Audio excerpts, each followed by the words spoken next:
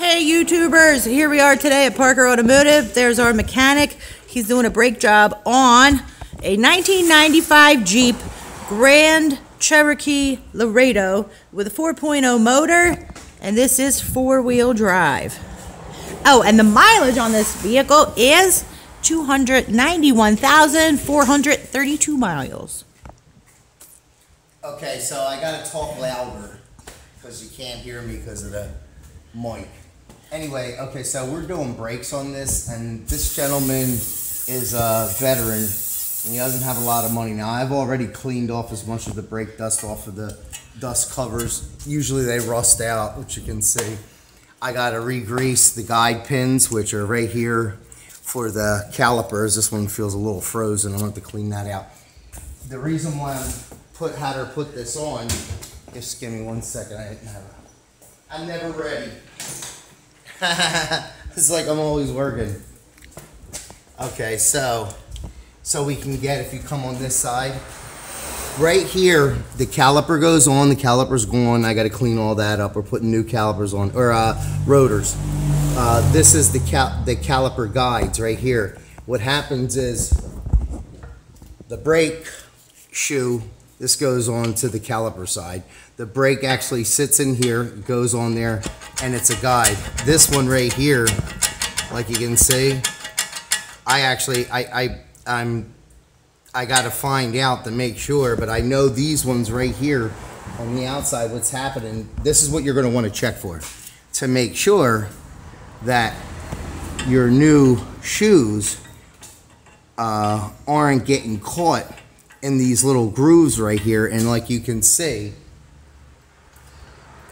what's happening is from years of the brakes running back and forth, it's actually put a little groove in there, which then is causing the pads to jam up. See right here? Yep.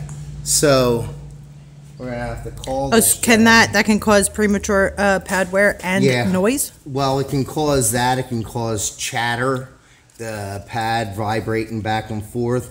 But most of all, what it can cause is uneven brake wear, because it could be twisted.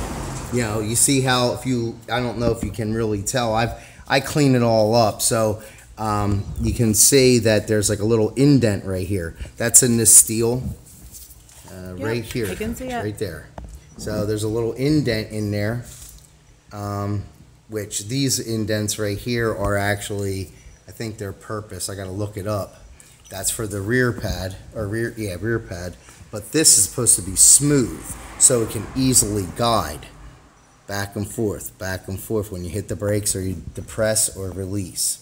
So that being said, this wasn't to teach you how to do it. This was to get you to find out why, possibly, other than a caliper, that your shoes would be wearing unevenly. Most likely his uneven wear is, number one, they never cut the rotors. Always cut the rotor or throw a new one on. And also that there's this dividend inside the knuckle itself. The bad part about this is, on this car, you would have to replace the knuckle. It's got a kingpin. You have to replace the knuckle on this to get rid of that, or send it to a machine shop, or if you're really good at welding, weld it and then grind it down. And that's probably what I'm going to do because of the year, make, and model of the vehicle. And do we really want to replace a knuckle on a 95? Oh! Not unless it was in really good shape. Not today. Here's something else I want to show you. This right here, this is the other caliper on the one side. Like you can see, the actual boots have ballooned out. They ballooned out. You see how they're all swollen? Yep. And they're all swollen because he's got power steering fluid just pouring out of here, which then is pouring on the back of the boots, which then is causing this to explode, balloon out, like stretch. And inside of here, there's supposed to be grease. And that grease is to help the guide bolts move back and forth. You see how clean, you see how this one is on here? This is a little bit better in condition, the bottom, but if you look at the top, maybe I'm holding it out. Look at the top. Yep. This slight dividend in there. So I'll probably have to weld them and then grind it down. One thing I want to say, we've been getting a lot of phone calls from people from YouTube, and I want to say thank you. You know, thanks for the call. It makes you realize sometimes that you're doing something that somebody else could use. So again, this isn't teaching you how to do your brake, it's teaching you how to find these little problems that could possibly cause other problems later. Thank you for watching Parker Automotive. God bless you and God bless America.